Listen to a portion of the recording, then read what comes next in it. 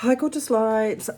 Now, I was humming and hurrying whether I was going to do this video, and Spirit said to me, just do the video because it's kind of really, really important for where we are on the planet right at the moment, but and particularly to do with the roles that we're playing. There's a lot of changes and role changes and all of this sort of thing as well. So when probably about 8 months ago, I got hit with a little bit of an identity crisis.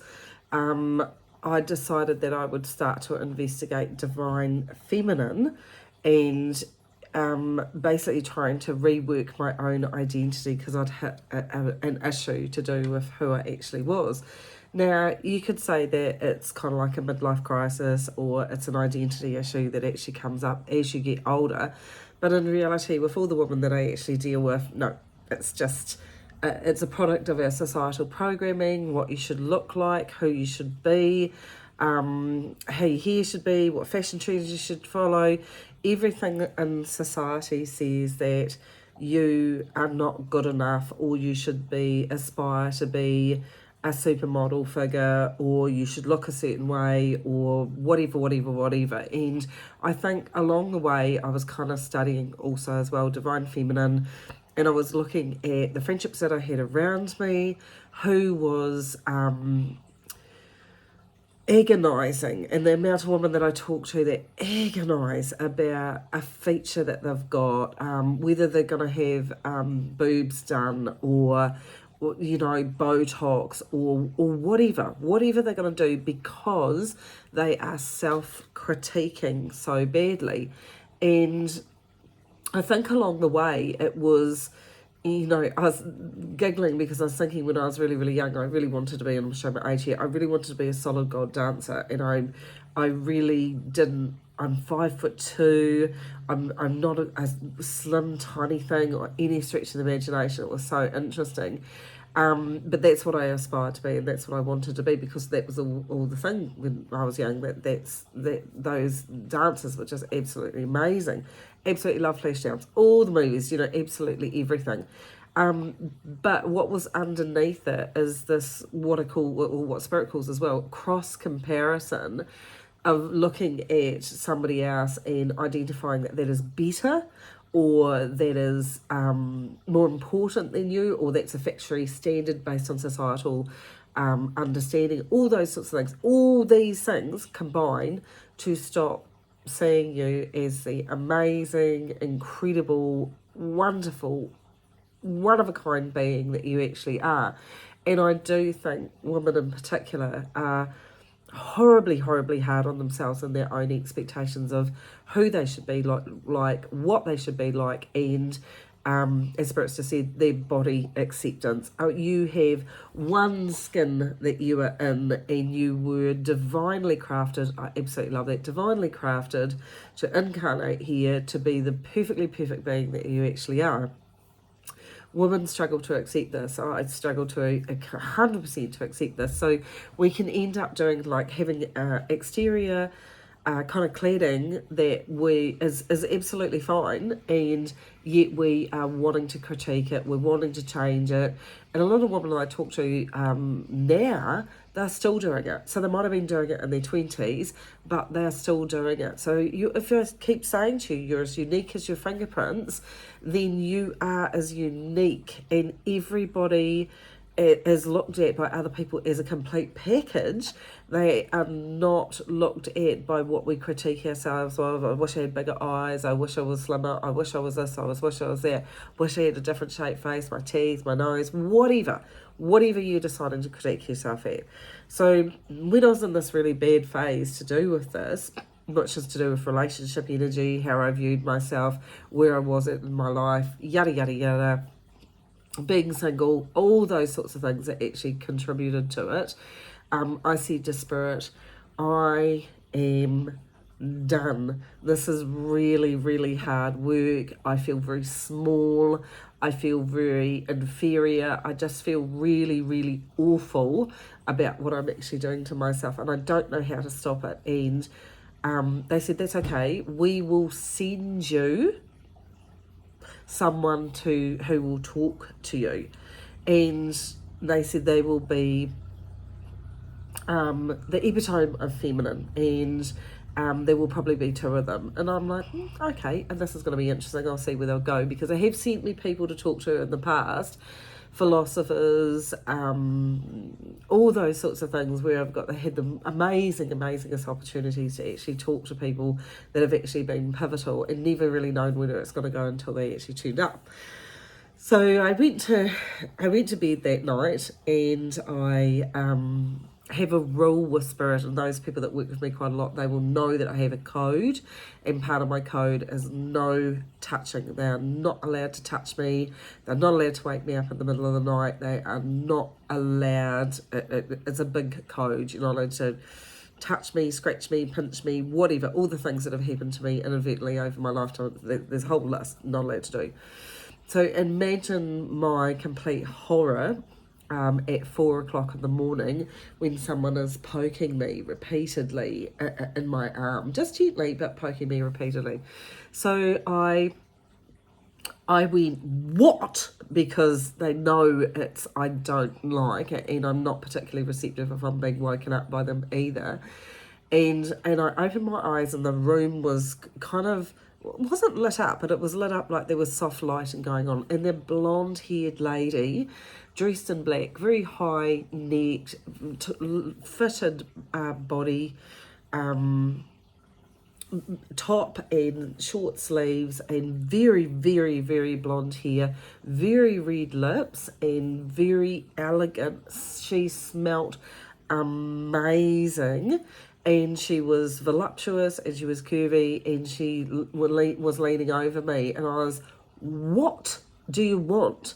And this beautiful husky voice said, oh honey, we're just coming to talk to you. And I nearly died, because the person that was speaking to me was Marilyn Monroe. Now, iconic, incredible, beautiful, she was wearing like capri pants, very tightly fitted, and she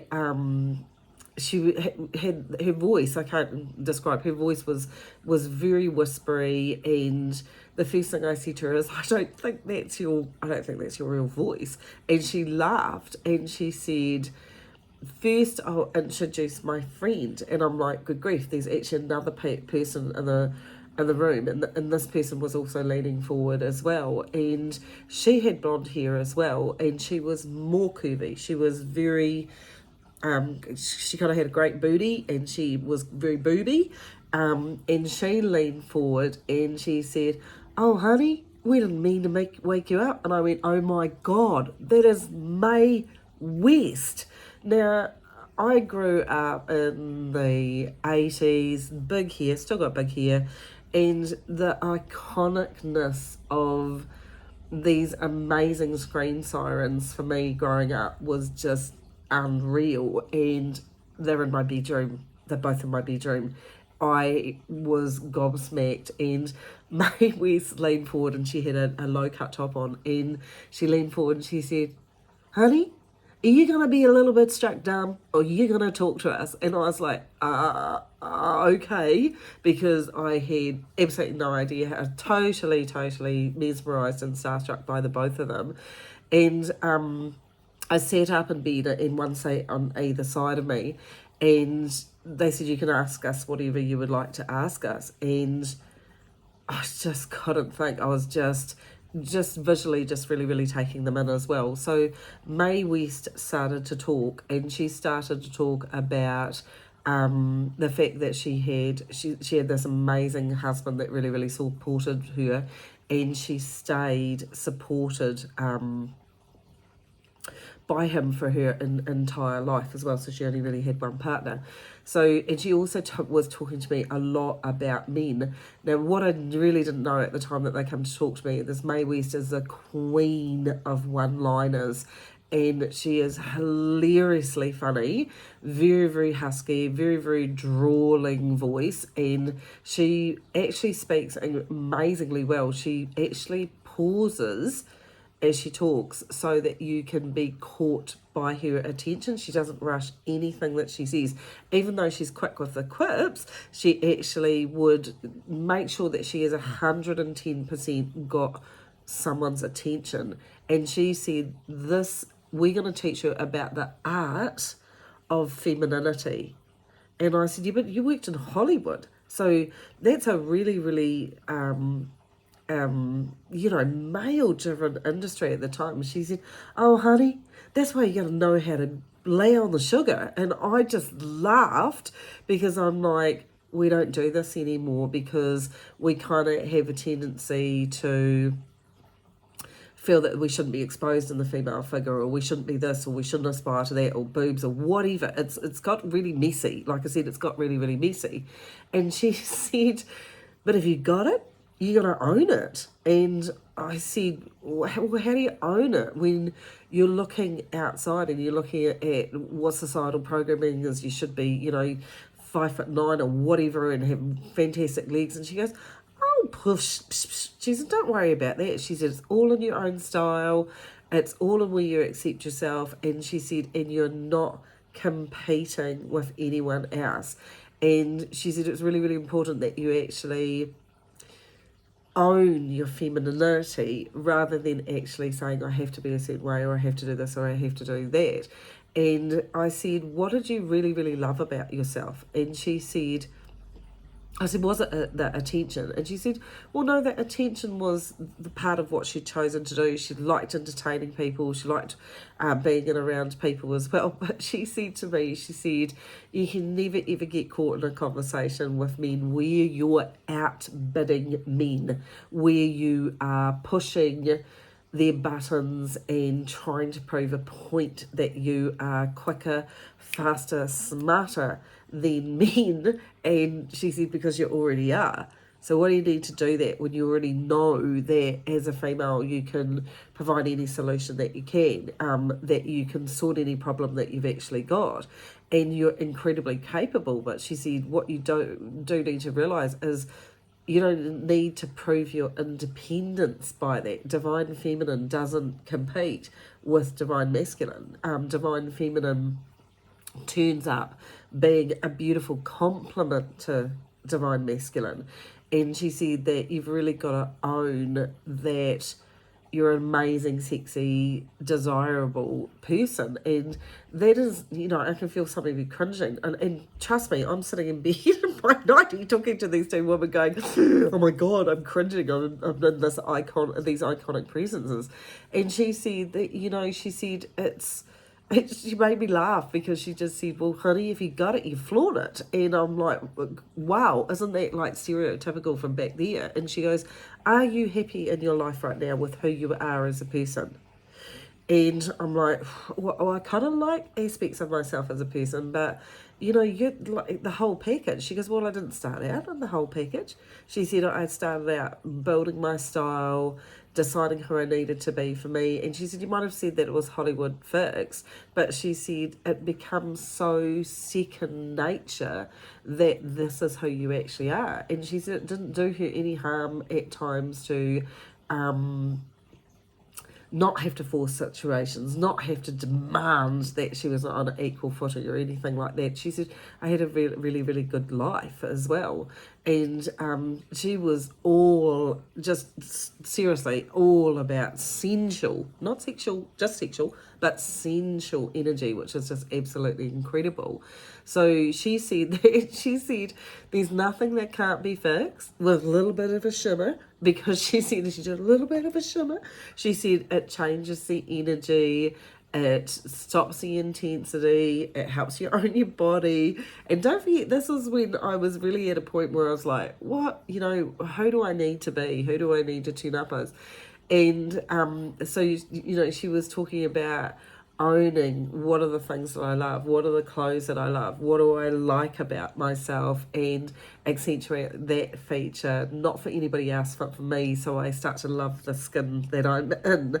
And so she was really, really, and she was sashaying around my bedroom, which was really awesome. And good Lord, can that woman sashay? It was just amazing. And she reiterated what Spirit had said to me a very long time ago, which is you need to walk like the earth is kissing your feet, because the universe loves you so much and the earth loves you so much that you have to love yourself so much that you are in the power and in the divine feminine and empowered by it as well. And she said, divine feminine never pays attention to what divine masculine is doing, because divine masculine, oh honey, divine masculine, that's just adoration. She was really, really, really gorgeous about how she did it.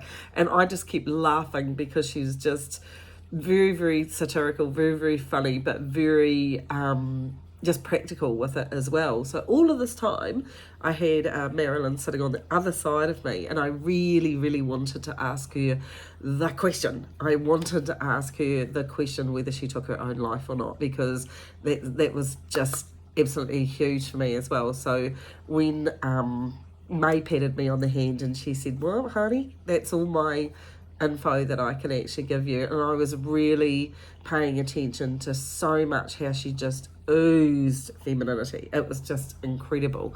So I got a chance then to talk to the other side, to talk to Marilyn Monroe. And she said, she started to tell me about her upbringing. And I said, quick answer. Did you take your life? And she said, no. And she said, but we'll get to that. And then she told me that how much she wanted to just be loved in her life. And she said, we have come from different sides of the perspective. So May had been with her person for her whole of her life, her person she was married to, and she absolutely loved that person. She was very, very happy. And so, but she also had shown me that in her upbringing, it was very much about compromise. It was very much about making sure that you appreciated. That was her key thing. You have to appreciate how amazing and wonderful and clever and how much men love to provide and love to protect and love to look after women. And she said, oh, it's just they're raised well. And so that was actually a really, really interesting perspective to listen to her perspective. And then when I was talking back to Marilyn, and she was talking about her upbringing, and she didn't feel that she felt nurtured and she felt loved, and she knew that she was wanting to be famous and to be a movie star, but she had a really, really blurry energy about, in her own self, about what constituted love. So she kind of had this little girl lost quality. So she still had this little girl lost quality. And she said that she really thought men were absolutely amazing. And on her rise to stardom, she knew that the way that she was and the way that she spoke could bring out this protectiveness. And she talked about the husband the husbands that she married. And she talked about when they discovered that beyond the visual and the husky voice, that she actually had a really clever brain, and she had businesses, and she was a very astute woman, and she wanted to change, and she wanted to get rid of the hair, and she wanted to be considered more intelligent as she went through her life, but she was really lost when it came to love, because she had associated being desirable and kittenish, she called it, which was really cute, that she would that would be what would men see. So, but they only saw the front. When they got to know her and realised that she craved a deeper connection and she wanted to be viewed as the amazing clever lady that she was, it became very, very complex. And she started to really despair that she would actually be loved as well. So she knew that with that inability to nurture herself, she said once she left, she developed this really almost like addictive personality to wanting to escape how she was feeling with drugs and with alcohol, with men. She was very, very clear about that. And she said that she idolised, absolutely, in a lovely husky voice, because I think I'm just totally fixated on her voice so much, because it just kept bringing back when she sang happy birthday to the president, that huskiness of her voice. But she said that she really got lost. She really, really got lost because nobody had taught her how to embrace who she was. And by the time she was iconized and made to be this really amazing icon. She was completely lost to the opinions, the viewpoints, the contracts, and who she was told that she was supposed to be. So she said, I was even more lost than what I was when I was growing up with the lack of nurturing, and now I was being forced to be someone as I was evolving through my life that I just really didn't want to be. So she thought that love would rescue her. And it just made me really think that, gosh, along the way, we're not taught to self-nurture ourselves as well. And I could see the complete differences, both these amazing sensual, sexy women owning their femininity, but also being caught up in the dynamics that were actually causing that at exactly the same time through their own understanding of commitment, of love, who they needed to be, what they wanted to be, how they dealt with stardom, that sort of thing. So it was really, really incredible to have this time with them. Marilyn also said by the time that she did pass, she said she was in a really, really bad state. She was in love with two men. She had two men in her life. And if she had a mushroom, she said to me, if I had a mushroom together, I would have had the perfect man. But she was also being told an awful lot that she couldn't have those people in her life as well. So she felt like the way she had felt all the way through her childhood, that what she truthfully wanted, she couldn't have. Now that struck such an amazing resonance in me, of never feeling like I could be good enough to have the love that I would have really liked to have in my life. And Spirit had actually, have said to me all the way along, and I think I put it up on Facebook a couple of weeks ago, be the love that you wish that you had had. And it's only really taken me into the last couple of weeks to realise how deeply that actually needs to be divine feminine.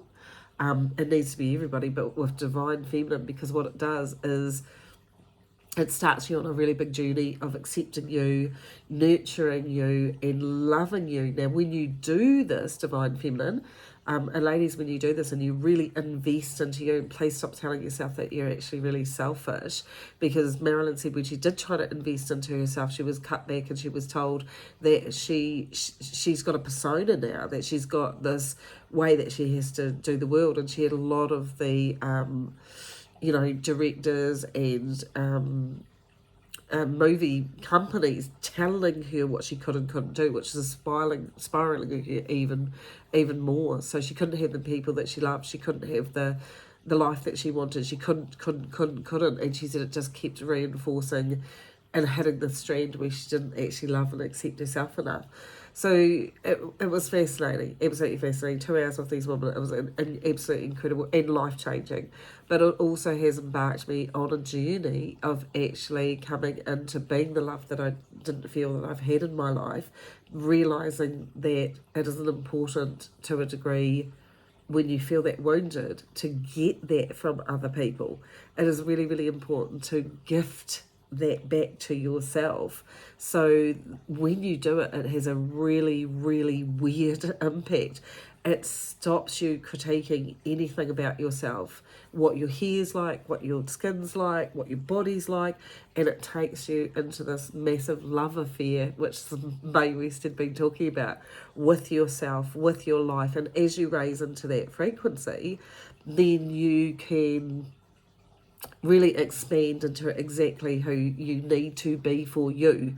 And I noticed it the other night. I went out with a friend of mine and we went to a bar in town, and this amazing tealy coloured dress on that I absolutely loved as soon as I'd seen it, so I'd got it. And I walked in and I just noticed more than anything, bouncing insecurities off males and females, where underneath those insecurities were a lack of acceptance of themselves, a lack of love of themselves, and a huge amount of cross comparison. Look at that, look at those people wearing that, look at those people doing that, and I'm like, wow, we have gone into such, when we're critiquing ourselves, we're sitting in judgment, right? When you're sitting in judgment, you're looking out at everybody else with judgmental eyes, which is no worse than the judgment that you're actually doing to yourself. How can you be happy in that? You can't be happy. And when you're resonating at that frequency, you're attracting people that are sitting at that frequency. So if you're being judgmental, you get judgmental people. If you're being critical, you get critical people, because the frequency like attracts like, right? So this journey of discovery of divine feminine is really, really key, is important, because you are the lead of your own life, and it's really, really important that you understand how pivotal you are to you first, not anyone else. And so I said to Marilyn, and because she had been listening a lot to May, we were bouncing, I was just seriously giving them 50 million questions. I haven't covered half of what I've asked them in here. And I said to her, did she love her life?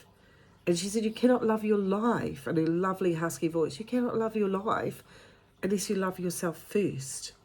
So she said she loved that people saw her as being laughy, jokey, playful, light. But she said every time she was doing that on the inside, she was feeling like a fraud. She was feeling like she couldn't do what she needed to do. And she said little bits of her felt like she was dying inside. And I think I was sitting on the bed and I was crying. I was like, oh my gosh, I know that feeling. I know that feeling. And she touched me on the hand and she goes, well, just stop it. And I'm like, is it that simple? And she said, it is if you remember who you are and you start looking at who you need to be. And whatever body that you've come into this time, accept that, work with that, love the being that you are, love everything about yourself. Walk like the ground is kissing your feet. Sashay like May West, sashay if that's what makes you happy, because she's very much put a little wiggle in it. She was just really, really cute, but she didn't do that for attention. She did that so she could own her own sensuality. And I really, really do think where we are in the society right at the moment, divine feminine, you need to understand the importance of who you are as divine feminine. And the other thing is, both of them actually reiterated that if divine feminine is like a beautiful, amazing lotus flower, just blooming and aware of its beauty, without ego, just acceptance and entirety, because that's that whole key, then divine feminine doesn't go looking for the bees.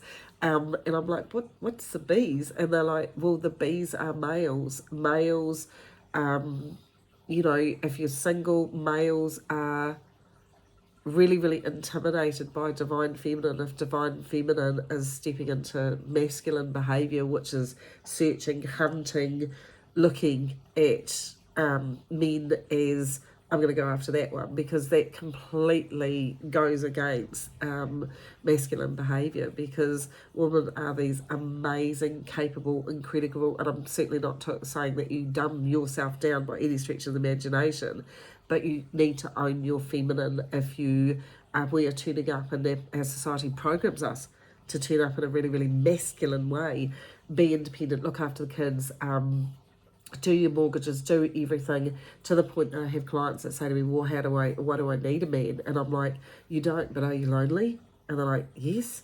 And I'm like, well, who said you had to do everything all by yourself? Because it was you that decided that. And it might be a series of events that triggered you, and don't get me wrong, I've had to walk that walk as well, but there is a point also that human beings are actually pack animals. We're really, really social. We like having a partner mostly, unless you've had really bad treatment and you prefer being by yourself, and all kudos to you. But a lot of the times we're very, very loving beings. They've just reminded me. And sometimes it is really, really important to understand that if you want love in your life, then be the love that you want to receive first, for you, to you. So you come into this beautiful acceptance, it raises your frequency, and what you're looking for while you bring your beautiful flower, the bees will find you. And that is the truthful way. And May West was so gorgeous. She goes, oh honey, that's a way that has been a long period of time, and if you can land a good bee, it's just going to keep coming back and coming back. And it just cracked me up. It was hilariously funny. So I really, really wanted to share that conversation with you as well. And it was just incredibly empowering to actually listen to their stories, to listen to what had happened to their life, to listen to this beautiful woman, who was so clever and very good at what she did, but get caught up in being told what to do, told who to be, and told her she could love, and very, very unhappy, and then listened to this one who sashayed everywhere and did very well at femininely putting men in their place as well, because she was witty and funny at the same time and drew a lot of admiration. Now, they both did, but they both operated in completely different ways, and that was the uniqueness of them. So it's very, very important, and the gift that I felt that I got out of it, and I hope that you get out of this video, is understanding that you are not aspiring or attaining to be something. You are already there. You're already incredible, amazing, gorgeous, stunning, divine feminine in your own right. Can you please start owning that? It is not about your hair. It is not really about the clothes that you wear. It is the energy and the confidence you give yourself to be yourself. Both of them reiterated it. Both of them said, as they became empowered in what they needed to do, they started to do some of the things that they wanted to do. Marilyn had companies, and she wanted to make a difference in the world as well, and she shone a light for a lot of people who aspired to be like her. And what an incredible legacy. And Mae West, with her lovely repertoire of jokes, and seriously, I got up as soon as I'd left and came downstairs and Googled both of them and was absolutely incredibly inspired and awestruck that some of the information that they've been giving me was actually on the internet as well, and which I didn't know, because I knew them as iconic people, but I hadn't really investigated it. So it was really, really lovely to be gifted with that understanding as well. So divine feminine, you have some work to do on yourself, gorgeous lights, but you kind of want to take out of it what I hope that you've understood with the conversations is that from both angles, from Mae West's acceptance of self and who she is, that provided the security in the relationship that she had with Marilyn, the hurt and the ongoing hurt and the not being taught how to nurture and love herself has actually ended up in taking her on the series of events that affected her life. There's no right or wrong, but we need to find ourselves in the middle of the two, where the celebration of ourselves opens up a life for us to have exactly what we actually want to have, and have the big love that we want to have in our lives. But we need to start with us first. So I hope that you've actually found some wisdom within what they've actually shared, and it's taken me a while to actually share this, because at times it's a vulnerability of actually working with spirit and the wisdom that they actually give, and I never quite know how to package it. But I thought, at this time, for divine feminine, this is what you need to hear. Own the skin that you're in, find your own style, your own groove, and don't give a stuff about what anybody else thinks. Sashay. I love that. Sashay, because you put a little, as Mae said, put a little wiggle in it, and you'd be surprised at how much you like the feel of the way that your body moves. Again, wear the clothes that you want to wear the makeup that you want to wear. If you don't do your hair the way that you want to wear, but embody who you are. You are divine feminine, the universe in motion, and you are such an amazing, incredible, sexy being. It is time for you to actually love you.